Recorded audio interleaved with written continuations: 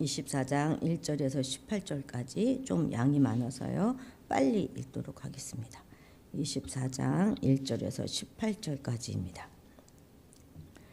여호수아가 이스라엘 모든 지파를 세겜에 모으고 이스라엘 장로들과 그들의 수령들과 재판장들과 관리들을 부르매 그들이 하나님 앞에 나와 선지라. 여호수아가 모든 백성에게 이르되 이스라엘의 하나님 여호와께서 이같이 말씀하시기를 옛적에 너희 조상들 곧 아브라함의 아버지 나홀의 아버지 데라가 강 저쪽에 거주하여 다른 신들을 섬겼으나 내가 너희 조상 아브라함을 강 저쪽에서 이끌어내어 가나안 온 땅에 두루 행하게 하고 그의 씨를 번성하게 하게 하려고 그에게 이삭을 주었으며 이삭에게는 야곱과 에서를 주었고 에서에게는 세일산을 소유로 주었으나 야곱과 그의 자손들은 애굽으로 내려갔으므로 내가 모세와 아론을 보냈었고 또 애굽에 재앙을 내렸나니 곧 내가 그들 가운데 행한 것과 같고 그 위에 너희를 인도하여 내었노라. 내가 너희의 조상들을 애굽에서 인도하여 내어 바다에 이르게 한즉 애굽 사람들이 병거와 마병을 거느리고 너희의 조상들을 홍해까지 쫓아오므로 너희 조상들이 나 여호와께 부르짖기로 내가 너희와 애굽 사람들 사이에 흑암을 두고 바다를 이끌어 그들을 덮었나니 내가 애굽에서 행한 일을 너희의 눈이 보았으며 또 너희가 많은 날을 광야에서 거주하였느니라. 내가 또 너희를 인도하여 요단 저쪽에 거주하는 아모리 족속의 땅으로 들어가게 하매 그들이 너희와 싸우기로 내가 그들을 너희 손에 넘겨주매 너희가 그 땅을 점령하였고 나는 그들을 너희 앞에서 멸절시켰으며 또한 모압 왕 십볼의 아들 발락이 일어나 이스라엘과 싸우더니 사람을 보내어 부올의 아들 발람을 불러다가 너희를 저주하게 하려 하였으나 내가 발람을 위해 듣기를 원하지 아니하였으므로 그가 오히려 너희를 축복하였고 나는 너희를 그들의 손에서 건져내었으며 너희가 요단을 건너 여리고에 이른즉 여리고 주민들 곧 아모리 족속과 브리스 족속과 가나안 족속과 헷 족속과 기르가스 족속과 히위 족속과 여부스 족속이 너희와 싸우기로 내가 그들을 너희 손에 넘겨 주었으며 내가 왕보를 너희 앞에 보내어 그 아모리 족속의 두 왕을 너희 앞에서 쫓아내게 하였나니 너희의 칼이나 너희의 활로서 이같이 한 것이 아니며 내가 또 너희가 수고하지 아니한 땅과 너희가 건설하지 아니한 성읍들을 너희에게 주었더니 너희가 그 가운데 거주하며 너희는 또 너희가 심지 아니한 포도원과 감람원의 열매를 먹는다 하셨느니라. 그러므로 이제는 여호와를 경외하며 온전함과 진심함으로 그를 섬기라. 너희 조상들이 강 저쪽과 애굽에서 섬기던 신들을 치워버리고 여호와만 섬기라. 만일 여호와를 섬기는 것이 너희에게 좋지 않게 보이거든 너희 조상들이 강 저쪽에서 섬기던 신들이든지 또 너희가 거주하는 땅에 있는 아모리 족속의 신들이든지 너희가 섬길 자를 오늘 택하라.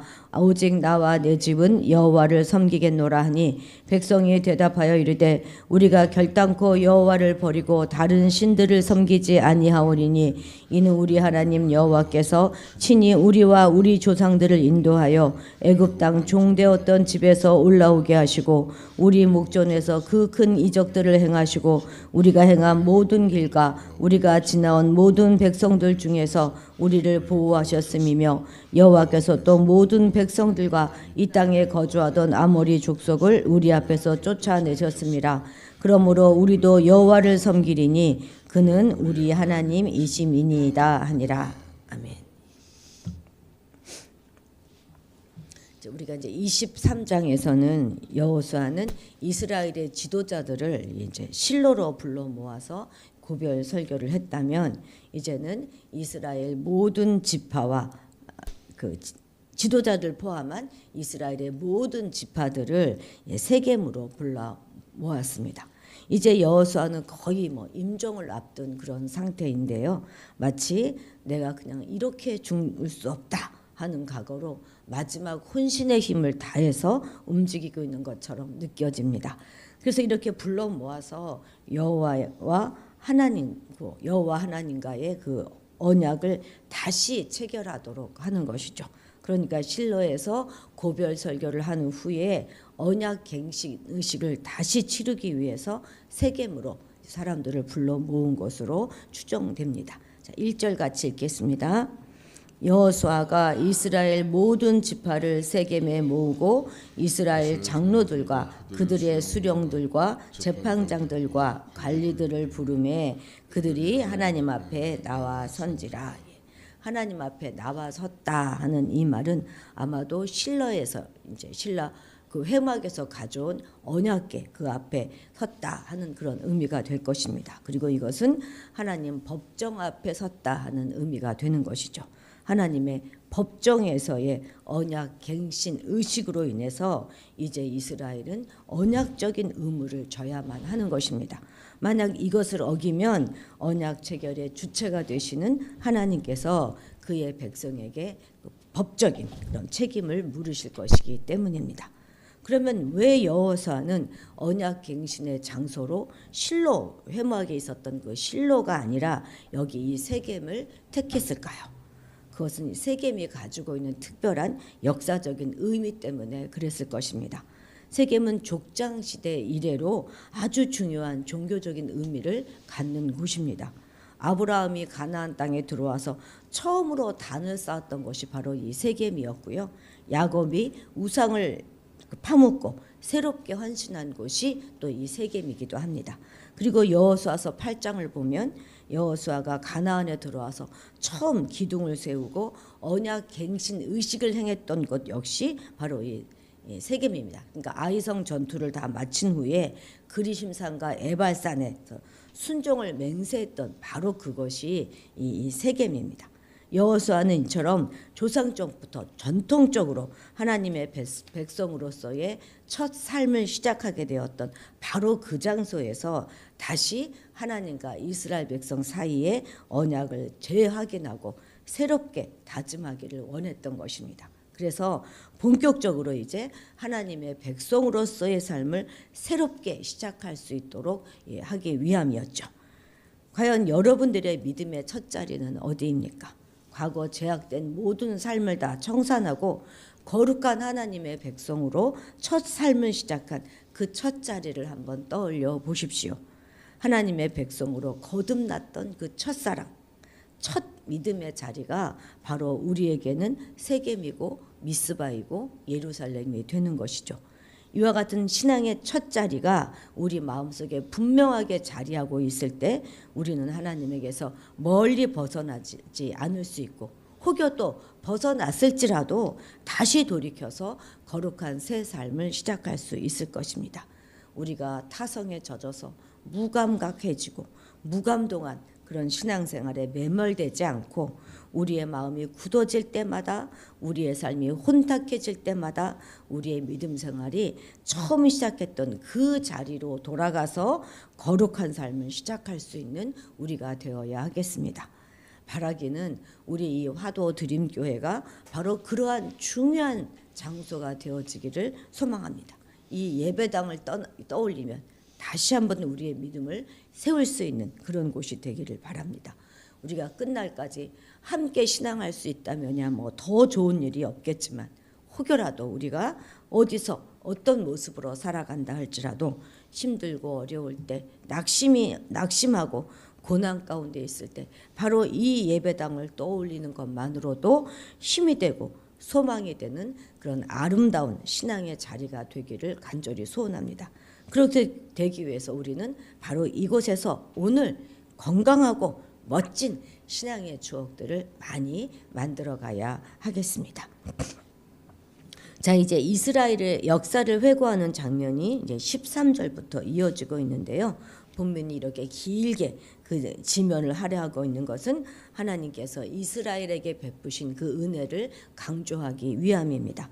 하나님의 구원사 회고는 아브라함 이야기에서부터 시작해서 13절에서 가나안 땅 점령으로 끝나고 있는데요. 시대에 따라서 족장 시대, 그리고 출애굽 시대, 가나안 정복 시대 이렇게 세 시대로 구분되어져 있습니다. 족장 시대 이제 회고는 아브라함의 초점을 맞추고 있죠. 그래서 이전에 하반절에 보면 그의 아버지 데라가 우상 숭배자였다 하는 것을 은근히 언급하고 있습니다.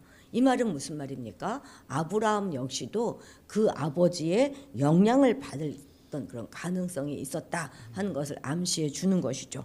그 아브라함을 그렇게 우상을 섬기던 우상의 영향 아래에 있었던 아브라함을 하나님께서 우상을 섬기던 그 땅에서 이끌어내셨다는 것입니다. 그러니까 아브라함의 구원은 하나님의 주권적인 은혜에서 기인됐다 하는 것을 강조하고 있는 것이죠. 그러니까 이스라엘의 역사는 하나님께서 먼저 시작했다 하는 것을 밝히고 있는 것입니다. 그리고 이제 아브라함을 이끌어내셔서 그에게 가나안 땅과 많은 자손을 약속하셨던 그 하나님이 이번에는 이스라엘을 애굽에서 이끌어내셨습니다. 파라오의 노예에서 하나님의 거룩한 백성으로 불러주시고 죽음에서 생명으로 해방시켜 주셨어요.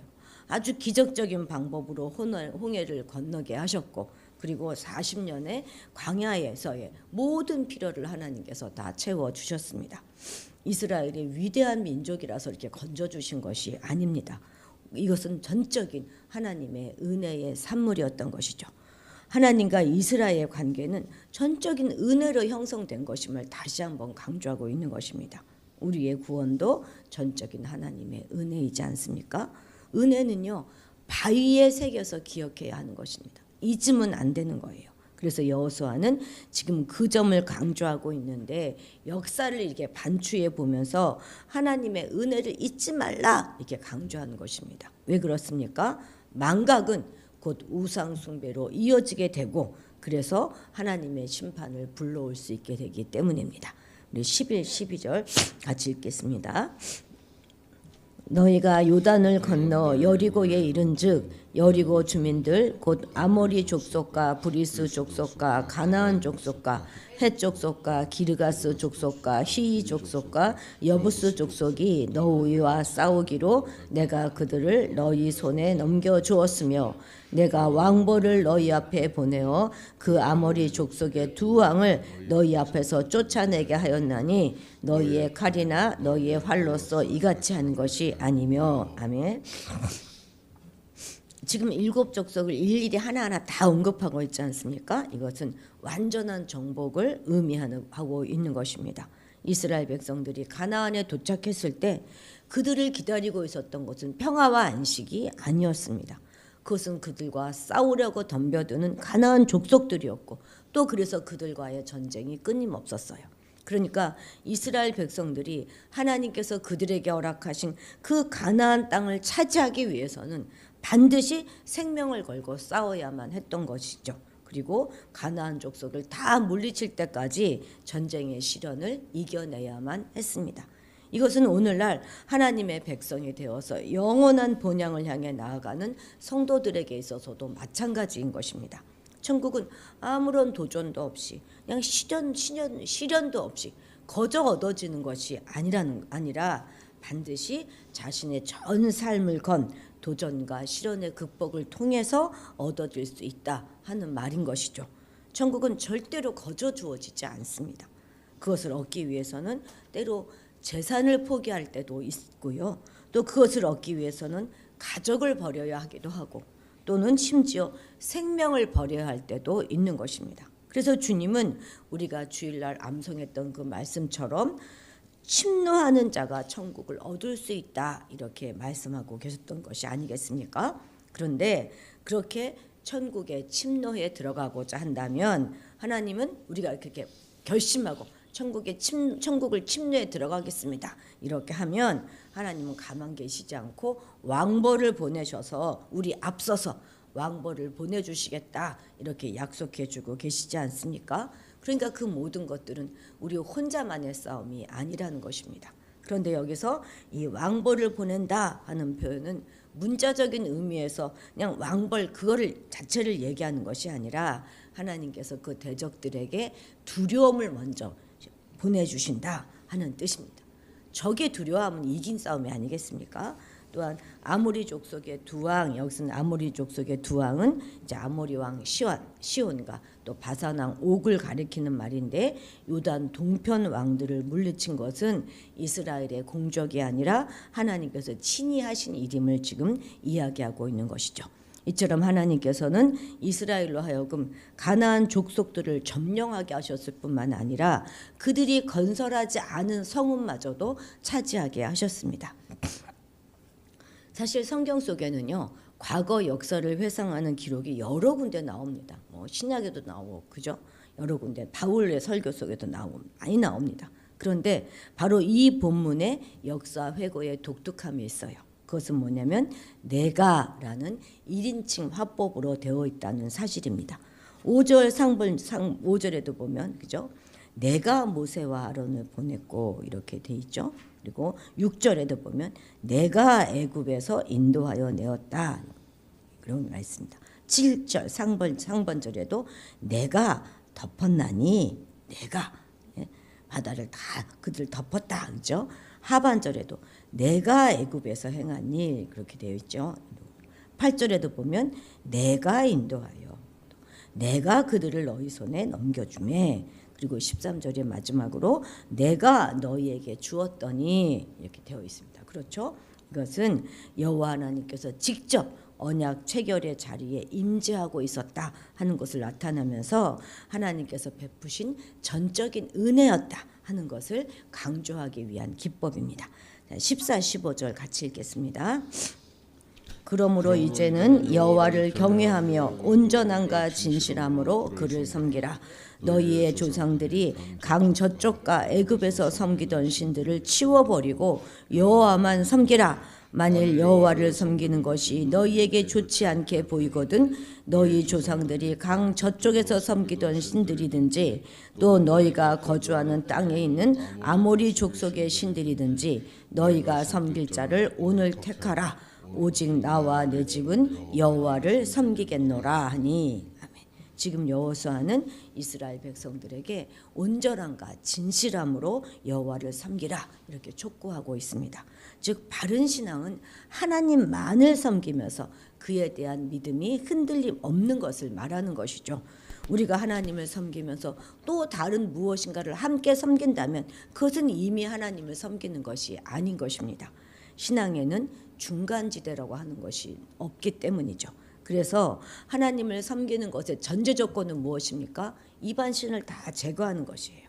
여호와 신앙에는 결코 혼합주의라고 하는 것은 용납될 수가 없습니다. 그래서 여호수아는 자신은 여호와 하나님만을 섬길 것이다 이렇게 천명하고 있습니다. 이러한 사실을 미루어 보아 우리가 알 수 있는 게 무엇입니까? 그 당시 이미 이스라엘 백성들 사이에는 이방신을 섬기기 시작하고 있었다 하는 것입니다. 그래서 여호수아가 앞장서서 스스로 모델이 되어서 믿음의 길을 가기 시작하면서 나를 본받아라 이렇게 외치고 있는 것입니다. 지금 선례를 만들어 가고 있는 것이죠. 무지한 백성들과는 달리 거룩한 하나님과 가증한 우상이 함께 할 수 없다 하는 것을 알고 있었던 여호수아는 이스라엘 백성들을 선택의 기로에 서게 했던 것입니다. 그런데 이렇게 선택의 기로에 선 것은 이스라엘 백성뿐만이 아니라 오늘 우리도 마찬가지입니다. 왜냐하면 하나님께서는 우리 인간들에게 자유의지를 주셨고 스스로 많은 것을 선택하게 하셨기 때문입니다. 그래서 우리는 사소한 문제로부터 시작해서 오늘 무엇을 입을까, 무엇을 먹을까 이런 사소한 문제로부터 시작하여서 우리 삶의 중차대한 모든 문제까지 항상 선택의 기로에 놓여 있는 것입니다. 그런데 현실적인 삶의 문제뿐만 아니라요, 영적인 문제를 선택하는 것, 그것이 더욱더 중요합니다. 왜냐하면 이 선택의 결과에 따라서 성공이냐 실패 정도가 아니라 생명이냐 사망이냐가 결정되기 때문입니다. 한 번의 선택으로 생명과 승리의 삶이 우리 앞에 펼쳐질 수도 있고 또 사망과 패배의 삶이 우리를 엄습할 수도 있습니다. 하나님께서는 오늘 생명과 복과 사망과 화를 우리 앞에 두셨다 이렇게 말씀하십니다. 어느 것을 선택할 것인가 하는 것은 정말로 우리의 결단에 달린 것입니다. 그 중에서 여호수아는 생명과 복을 선택했어요. 그리고 그 선택한 결단을 들은 이스라엘 백성들도 여호와 하나님을 섬길 것을 선택했습니다. 오늘 우리는 분명하게 오직 하나님만이 우리의 아버지 하나님 되심을 고백하고 그분만을 섬기기를 다짐하는 귀한 날이 되시기를 주님의 이름으로 축복합니다. 기도하시겠습니다. 하나님 아버지, 우리의 믿음의 첫 자리, 우리의 신앙이 시작되었던 그 첫 자리를 축복합니다.